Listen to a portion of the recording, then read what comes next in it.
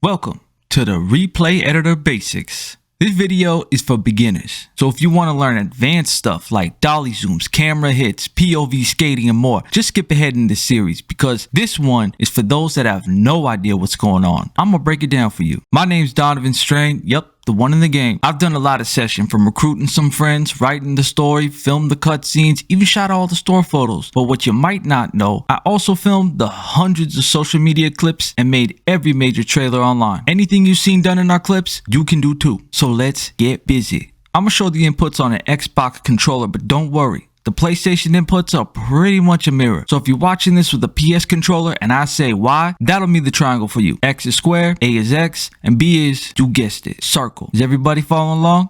Great. So here we are. You just landed a trick on accident, told your friends it was on purpose, and now you want to show it off. The first thing you want to do is open the replay editor by pressing the view button. For PlayStation, just tap the left side of the touchpad. Since we got more controls to fly a spaceship, let's just do this one section at a time. First up, the timeline.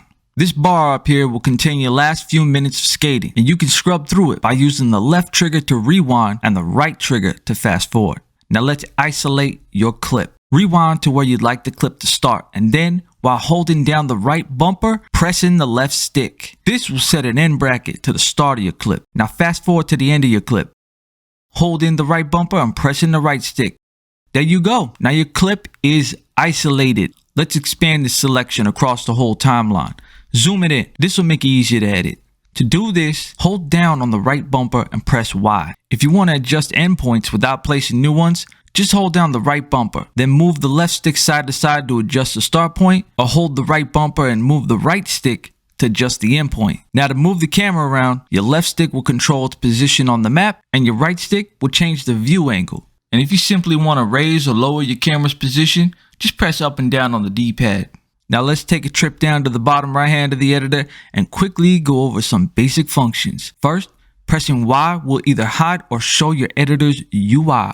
Pressing A will play your clip. Pressing B will close the editor if you want to be back to normal gameplay. If you want to undo any move you just did in the editor, hold the right bumper and press B.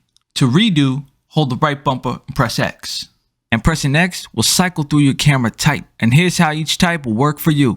The orbit cam will follow the skater and have them fixed to the center of the screen. Free cam will allow you to move your camera as much as you please. Tripod cam will stay fixed on your skater at all times while being anchored to one viewing location. Game camera will allow you to play back footage exactly as it looked during the gameplay. And lastly, the filmer cam will automatically switch to fisheye and allow you to watch what you recorded while piloting the optional filmer mode, which allows you to record clips without the need of keyframes. But if you're looking for the detailed control that nobody else has to record a clip, you need to learn keyframes. Let's turn on your montage view by pressing in the left bumper once. When montage view is turned on, your footage will play back with all of your chosen keyframes in action, and I'll explain those right now. To choose one of the keyframe types, press left or right on the D-pad. Camera keys will let you place your camera's position. Depth of field keys will let you adjust your focus. The field of view keys can change your field of view. Camera lens keys allows you to add or adjust a camera filter over your footage. And when camera lens keys are selected, you can cycle through which filter you'd like by pressing X.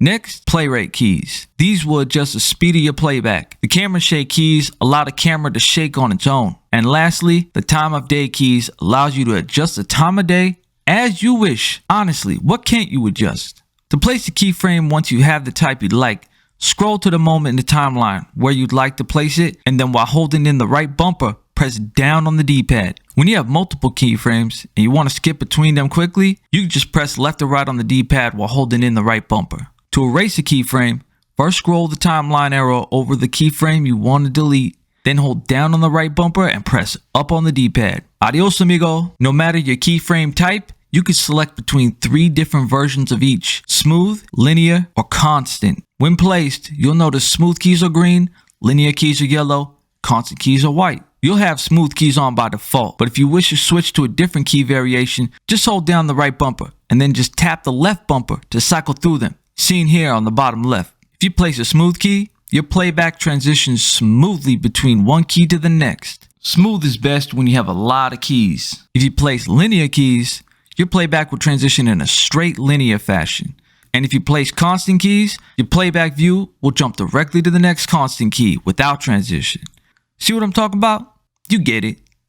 And lastly, when placing keys, you may get a box that pops up that allows you to change its value. Pressing left or right on the D-pad will change its value, and if you'd like to change the number in greater increments, you can press the left or right bumper to cycle through the increment types. After you're done placing keyframes, you can save your clip by hitting pause and selecting Save Replay. Simple as that. As a reminder, when you go to load a previous replay you made, make sure you're in the same map that you made it in order for it to be playable. This, my friends, is the end to the basics. When you're ready, the next videos will take your skill to the next level. Have fun.